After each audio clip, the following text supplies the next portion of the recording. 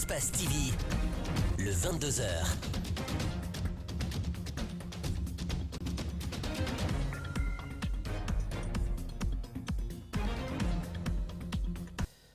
C'est pour moi un réel plaisir, mesdames et messieurs, de vous retrouver pour cette nouvelle édition du 22h, dont voici les principales articulations. Le tout Premier ministre de la 4e République parle de sa feuille de route dans les prochains mois. Dr Ibrahima Kassori Fofana compte traduire en acte le slogan du professeur Alpha Condé. Gouverner autrement, vous suivrez la réaction du Premier ministre Dr Ibrahima Kassori Fofana dans cette édition d'information. Et puis un autre détenu de la maison centrale de Coronti a trouvé la mort samedi dernier, rallongeant ainsi la liste des prisonniers qui ont succombé à des pathologies dans des conditions jugées floues par leurs avocats et l'opposition guinéenne. Le ministère de la Justice, pour ce cas-ci, parle de mort naturelle. Le grand angle de ce soir s'intéresse aux habitants de Kansoya, village dans la préfecture de Koya. Là-bas, le manque d'infrastructures scolaires publiques est le germe des abandons scolaires qui touchent beaucoup d'élèves.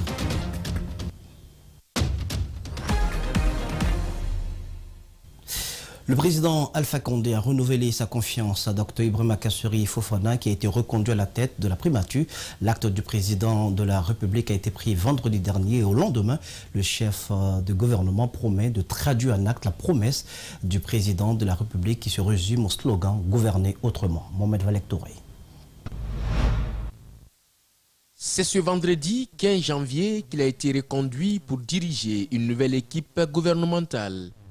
Avant la mise en place de son gouvernement, Kassori Fofana décline ses priorités.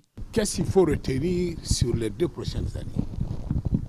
Ces réformes ont pour toile de fond l'économie des ressources pour que les déperditions que nous connaissons aujourd'hui, liées à la corruption ambiante, que ces déperditions puissent cesser pour que la Guinée puisse trouver des moyens de sa politique. Les tendances seraient bonnes et les résultats excellents, selon le Premier ministre. Plusieurs engagements pour sortir le pays de l'extrême pauvreté à l'horizon 2025 seraient pris pour les années à venir. Nous sommes à 13% de pression fiscale face à une moyenne régionale de 18%. La Guinée doit arriver à 18%. Comme son patron, Ibrahima Kassori Fofana ne cesse d'avertir sur la chasse aux sorciers. Il est conscient de la corruption ambiante qui gangrène l'administration. Par ailleurs, il explique que les réformes qu'il devra mettre en place viseront tout d'abord la lutte contre ce fléau. En termes de chiffres, nous parlons de 350 milliards qui seront mis à la disposition des communes de Conakry pour leur auto-développement. Ce n'est pas rien. Si vous regardez le reste du pays, c'est 400-500 milliards qui sont distribués aux communes et aux districts pour permettre leur développement. Durant l'année écoulée, la Banque mondiale a revu les perspectives de croissance en Afrique. Kassori Fofana rappelle que la Guinée fait partie des 10 premiers pays qui vont connaître en 2021 une croissance importante. Cela signifie que la confiance des bailleurs de fonds est au rendez-vous. Cela signifie que tous les ingrédients pour aller vite et bien sont en place. Parce que, à travers le monde, y compris les pays occidentaux, la croissance est négative du fait de cette maudite pandémie de coronavirus. Booster cette croissance en mettant l'accent sur la mobilisation des ressources intérieures de manière à élever l'argent interne et faire face aux besoins du développement. Telle est la mission confiée au Premier ministre sous cette 4e République. Dr Ibrahima Kassori Fofana a une feuille de route précise et limitée dans le temps. Il passera 2 ans à la tête du Palais de la Colombe. Telle est la volonté du chef de l'État. On le suit à nouveau. Les Guinéens doivent savoir que le président Alpha Condé s'est engagé à gouverner autrement. Et le contrat qui nous lie, au titre des décrets qu'il vient de signer, est un contrat de 2 ans, par lequel il me demande de mener les réformes hardies pour que la Guinée aille vite et que son programme social, pour que les plus pauvres profitent des avantages de la croissance, que ce programme réussisse très rapidement. Donc j'ai 2 ans. Après 2 ans, je planterai mes choux ailleurs.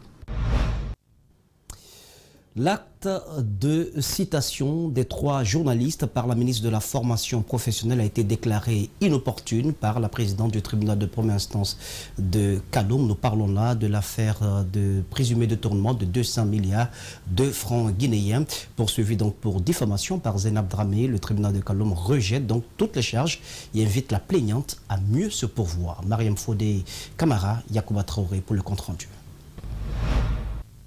Ces journalistes peuvent vaquer à leurs affaires. Le juge du tribunal de première instance de Kaloum vient d'abandonner les charges contre eux. Pour le procureur, aucun procès ne devrait être intenté contre les journalistes à partir du moment où une information judiciaire est ouverte par le cabinet des doyens des juges d'instruction. J'estime que la décision qui a été prise par la présidente aujourd'hui, elle est de droit et elle doit, en principe, pour tous ceux qui sont respectueux du droit, elle doit donc emporter, si vous voulez, la légitimité de tous ceux qui suivent cette affaire-là. L'avocat de la partie civile indique que le droit n'a pas été dit dans le dossier. C'est pourquoi il compte interjeter appel. Je crois que cette décision, tous les avocats vont s'en servir devant d'autres juridictions. Nous ne comptons pas arrêter là, puisque nous allons exercer les voies de recours. Donc cette décision n'est vraiment pas juridique. Je crois que il y a violation de l'article 460 par le tribunal. Et nous allons développer nos moyens d'appel devant la cour d'appel de Conakry, Inch'Allah. Celle de la défense se réjouit de cette première échec de la partie civile. La décision de ce matin est une décision qui est conforme à la loi. Le tribunal a constaté qu'autour des 200 milliards, une information judiciaire est déjà ouverte au cabinet du doyen des juges d'instruction. Conséquemment, il est inopportun qu'une autre action parallèle soit engagée contre d'autres personnes. Je suis particulièrement très heureux et je pense que vive le droit dans notre pays. Ce dossier est désormais classé en attendant la fin des investigations ouvertes par le tribunal de première instance de Kaloum.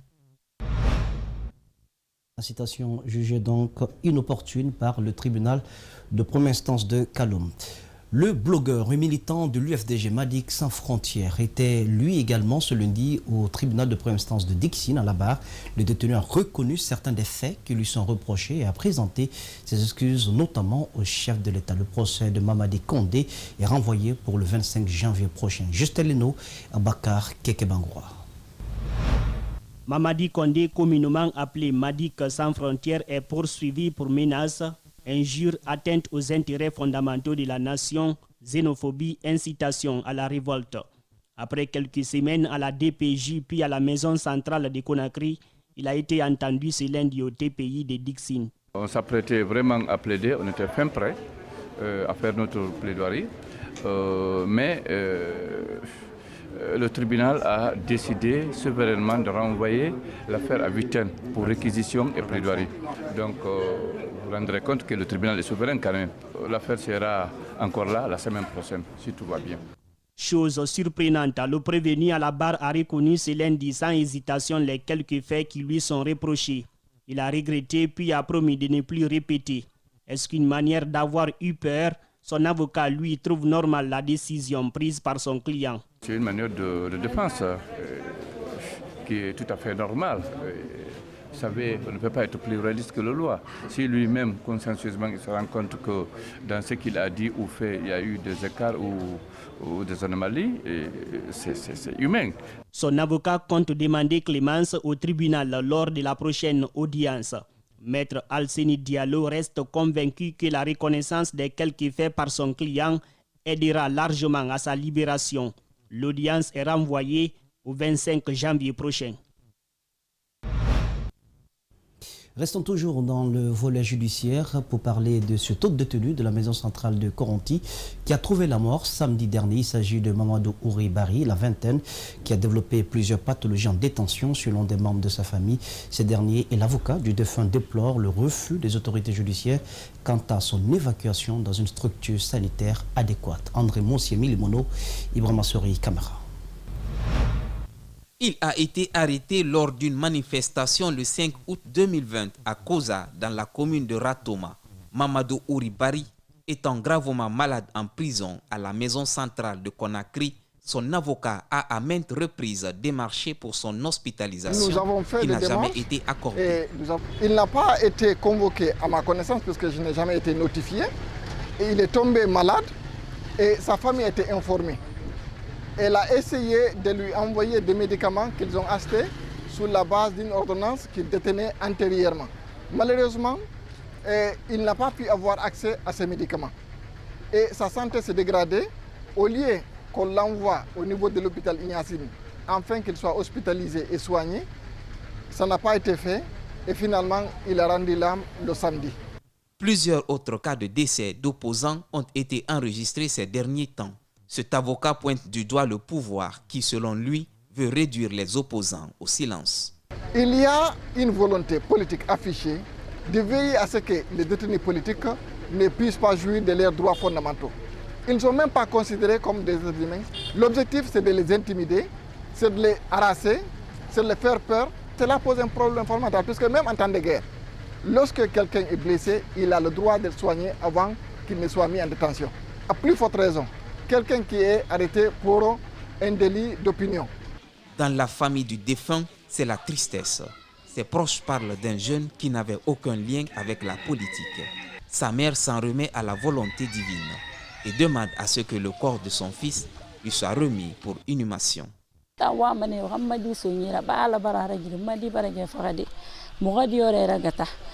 Plusieurs autres détenus seraient dans les mêmes situations à la prison centrale de Conakry. Selon Maître Tierno, si rien n'est fait, les mêmes scènes risquent de se produire. Une situation déplorable qui a fait réagir le ministère de la Justice.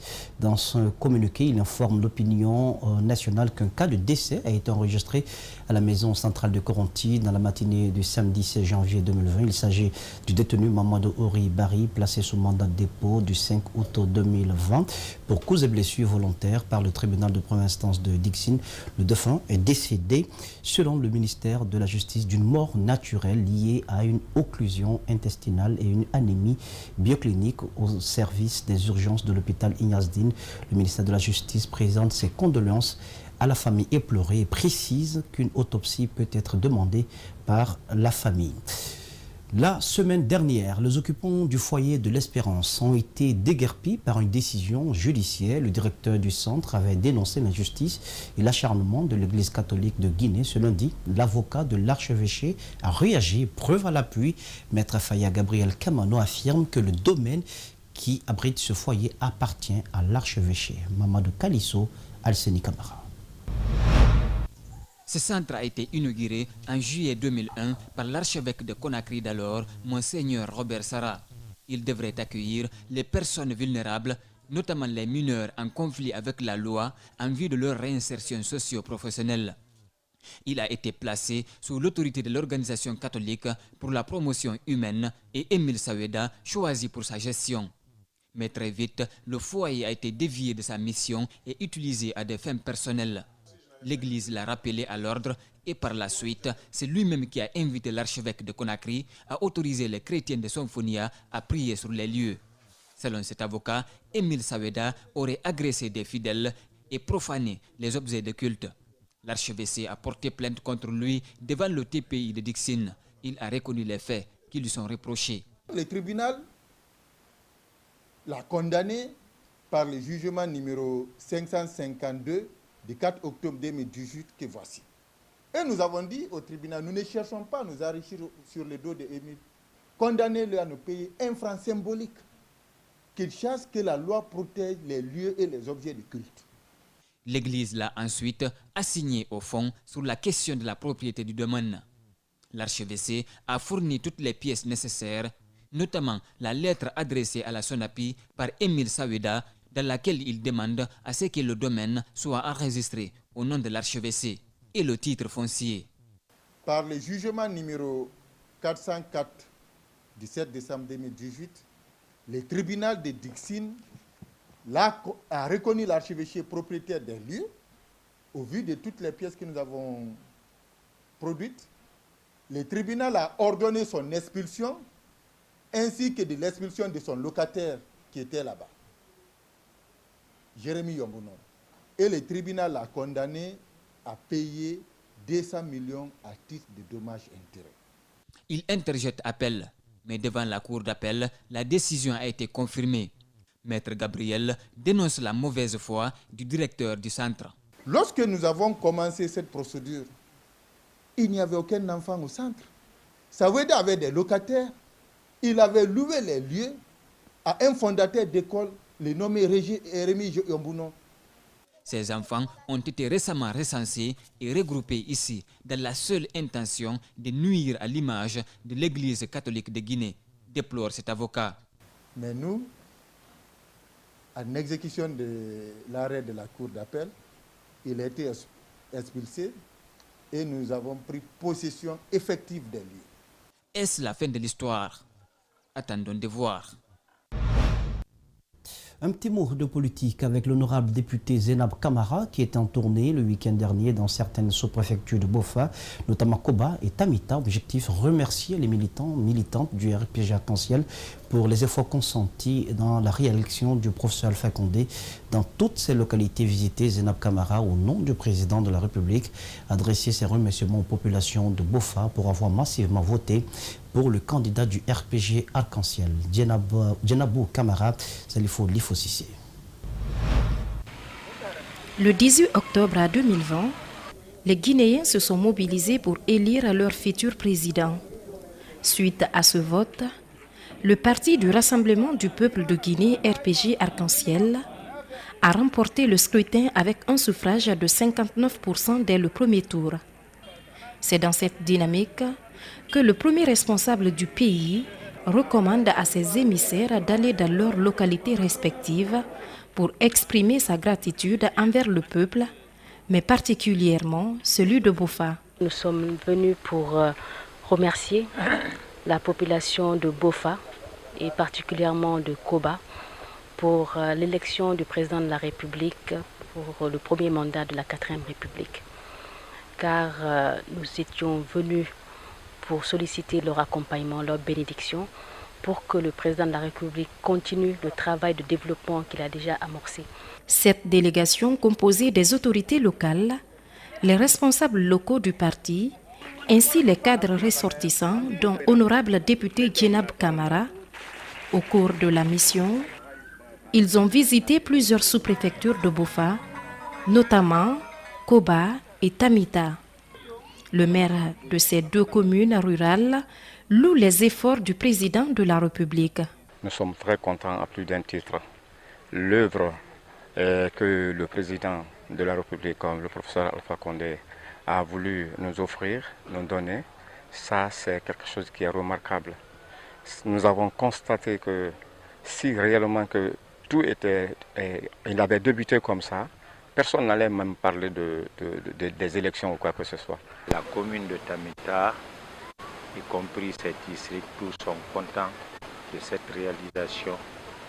Et vraiment, ils ne cessent de remercier le président de la République.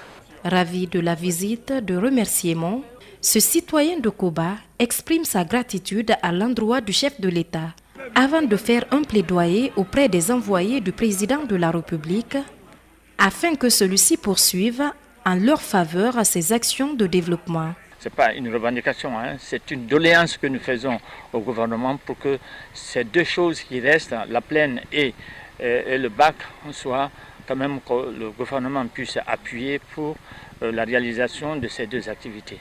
Au cours de cette visite, des lettres symboliques ont été remises aux personnes qui se sont illustrées pour la réélection du président Alpha Condé au premier mandat de la 4e République.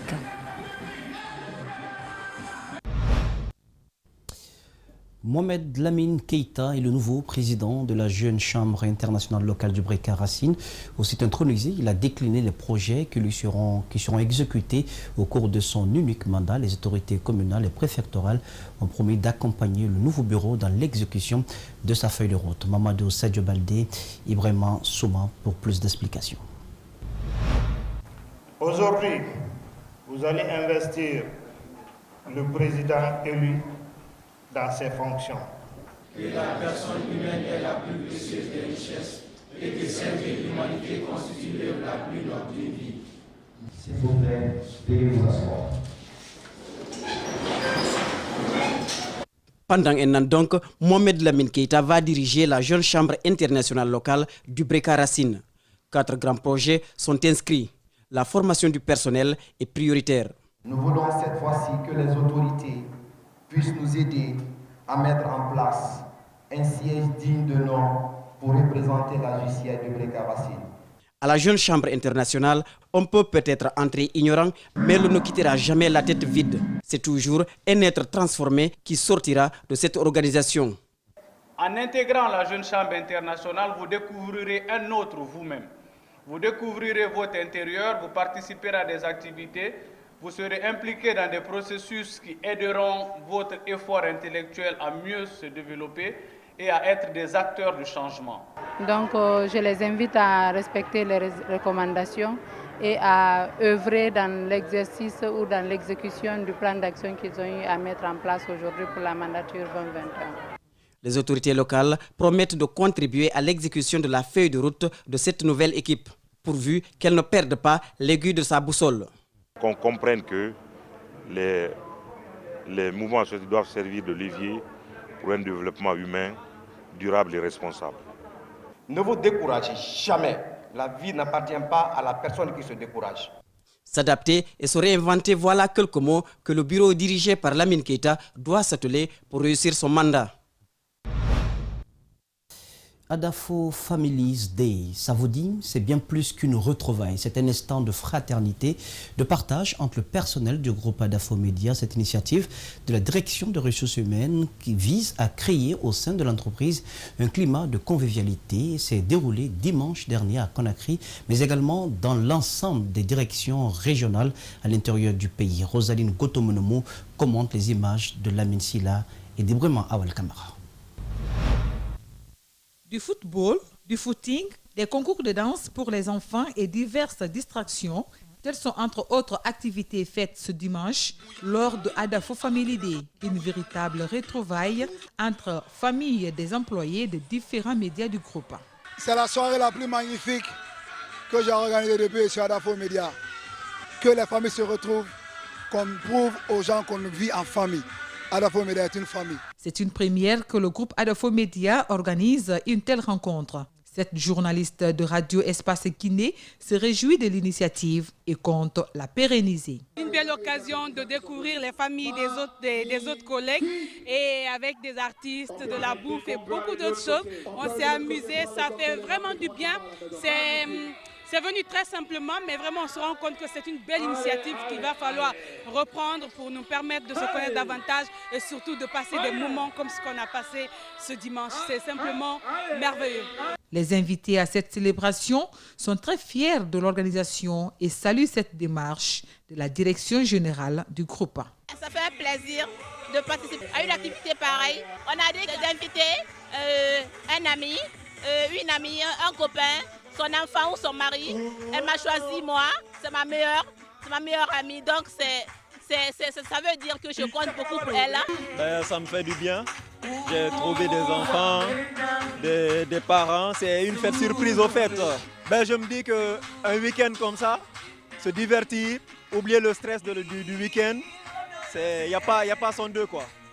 Les travailleurs des radios Espace Région se sont également retrouvés avec leurs différentes familles pour célébrer Adafo Family Day. Le 22h se poursuit et prend la direction de la ville Carrefour Mamou. Un incendie s'est déclaré dans la journée de dimanche au quartier Abattoir 1 en touchant une maison habitée par un lieutenant de la police de la ville. Pas de perte en vie humaine, mais l'officier a vu tout le contenu de sa maison se transformer en cendres. Alpha Mamoudou Bari est notre correspondant régional. C'est dans les environs de 15 h ce dimanche que l'incendie s'est déclaré dans l'habitation de cet officier en service au commissariat central de police de Mamou. Pas de perte en vie humaine, mais ce lieutenant de police a vu presque tous ses biens se transformer en cendres au cours de l'incendie. Lorsque j'ai préparé à la cuisine, moi et ma petite sœur, maintenant j'ai fini de préparer, j'ai appelé les enfants pour manger. Ça trouvait que rien n'était branché. Congélateur, rien, absolument rien n'était branché. On mangeait maintenant dedans. Directement, mon ami m'appelle Hawa Hawa. Ça trouvait qu'elle rentrait dans la cour. Elle m'appelle Hawa. Il y a quelque chose qui brille dans ta maison. Je suis sortie maintenant. J'ai vu directement. Le feu était lourd, plus que nous-mêmes. Maintenant, les bonnes personnes sont venues maintenant au secours pour nous aider. Comme pour toujours, les sapeurs-pompiers qui auraient pourtant été alertés à temps ont cette fois encore joué aux médecins après la mort. Difficilement, on a pu éteindre le feu.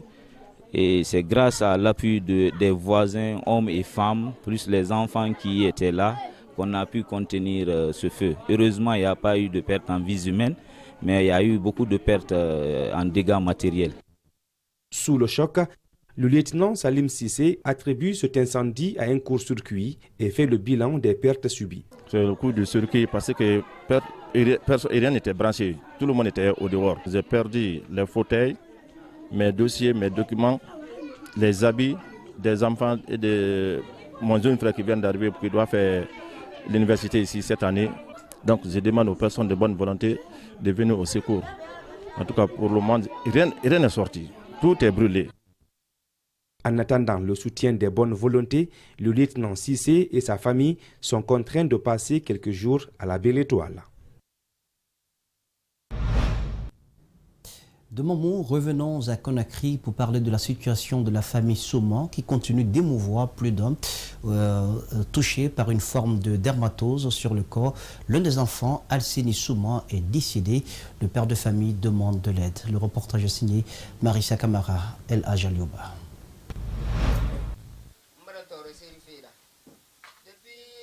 Aidez-moi, j'ai souffert avec cette maladie. Depuis tout petit, je souffre, je ne peux rien faire. Je ne peux plus être avec mes amis. Regardez mon corps, il commence à pourrir. Je demande à tous les Guinéens de m'aider. Ce cri de cœur ne sera pas entendu. Alseni Souma a succombé de la maladie 5 jours après notre reportage. Dans la famille, sa mère est inconsolable et a très peu d'espoir pour ses 5 autres enfants atteints par cette maladie. Ses frères sont là. C'est la même maladie. Si vous ne m'aidez pas, mes enfants vont tous mourir. Je n'ai pas les moyens pour les soigner. Mon fils a souffert avant de mourir.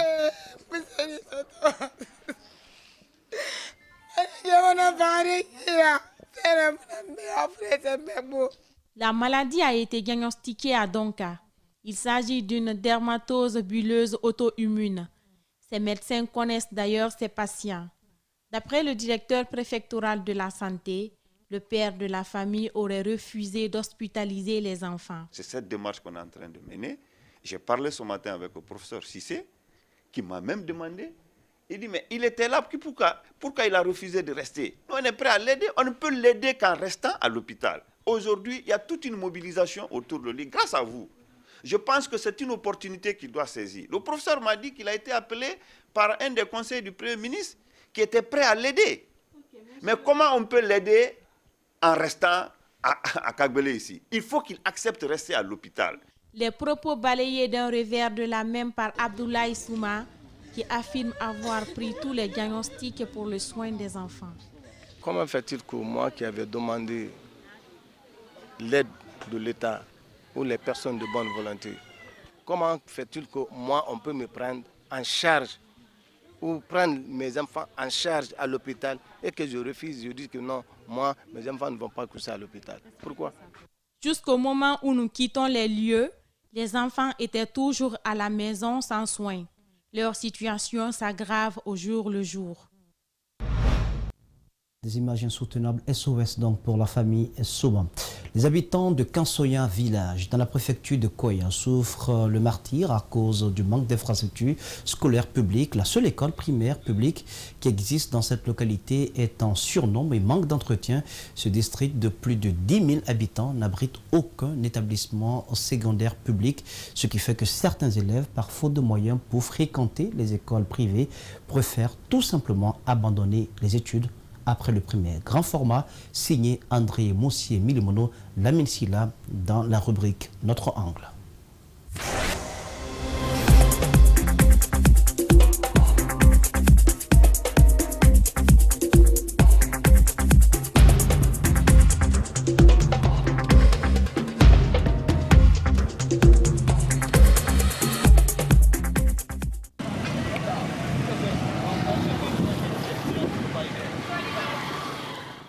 C'est le plus grand district des 21 que compte la commune urbaine de Manéa, avec plus de 10 000 habitants pour une seule école publique. C'est une école primaire de 9 salles de classe pour plus de 10 000 élèves. Un surnombre devenu un casse-tête pour les encadreurs. Kassoya est une grande agglomération de la sous-préfecture de Manéa. C'est la seule école publique où dépasse même 36 plus de 6 fois. Mais on a une seule école publique primaire. C'est une école qui est vraiment bourrée. Les classes sont bourrées, les effectifs sont élevés.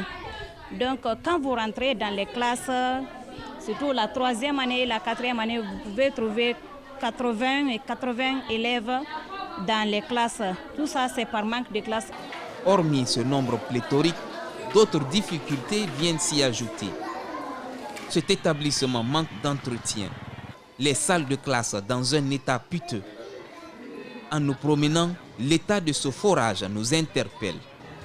C'est le seul point d'eau où viennent se désaltérer les élèves et le personnel enseignant. Ici, la qualité de l'eau et son impact sur la santé n'ont pas d'importance. Il faut juste fermer les yeux et assouvir sa soif. Ce n'est pas tout. Les latrines aussi sont complètement insalubres, au point de craindre qu'elles ne soient un endroit d'approvisionnement en maladies. L'école n'est pas entourée de clôture. Plus souvent, le matin, on est obligé de faire le sentinelle ici pour empêcher les motards même de passer dans la cour. Les tableaux-bancs, nous sommes en manque de tableaux-bancs. Dans certaines classes, vous allez voir un tableau-banc de 3 à 4 élèves. Donc, nous sommes en manque de tableau-banc. Le manque de tableau-banc, une autre difficulté à laquelle les élèves et enseignants font face au quotidien. Les places sont occupées par les premiers venus et les autres se débrouillent comme ils peuvent pour suivre les cours. Les responsables de l'établissement disent toujours être à l'attente des tableaux-bancs promis par le chef de l'État. On ne peut pas désobéir aux dits des autorités parce qu'ils disent que de ne pas réclamer les frais d'installation d'un élève en tableau-banc. Le directeur a envoyé le menuisier pour en fabriquer certains tableaux-bancs, raccommodés plutôt, surtout le CME2. Si vous partez là-bas, vous allez voir les élèves sont assis 3 par tableau-banc. Donc jusqu'à présent, ce que l'État a promis, on n'a pas eu encore. Le jour que je partais là-bas, le directeur même en question a dit que vraiment il n'y a pas de banc ici, madame. On souffre, mais on ne peut rien. L'APAE serait venu en aide à l'école en rénovant 3 salles de classe. Malgré cela, ces encadreurs souffrent le martyre. Ils appellent à la réaction de l'État et des bonnes volontés. L'État n'a qu'à nous aider à avoir plus de classes ici. Et Kassoya, c'est un village, mais qui n'est pas un village maintenant, qui est grand, parce que si tous les enfants viennent ici, dans une même école, ce n'est pas facile. Donc ici, ils doivent avoir au moins 2 écoles publiques. Nous demandons ici aux bonnes volontés, afin que l'école soit clôturée. Ça, c'est le premier aspect. Deuxième aspect, et si on pouvait avoir un forage ici, aussi pour que les enfants puissent se mettre à l'aise et même les encadreurs. L'autre gros problème de ce village de Kassonya, c'est le manque d'écoles secondaires publiques. Si après le cycle primaire, certains élèves s'inscrivent dans les écoles privées, d'autres par contre préfèrent abandonner les études faute de moyens.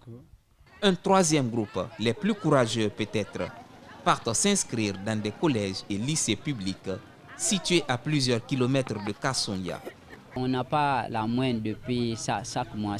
Donc il y a problème de choses encore, de nourrices. Donc c'est ça qui nous empêche d'envoyer à l'école privée.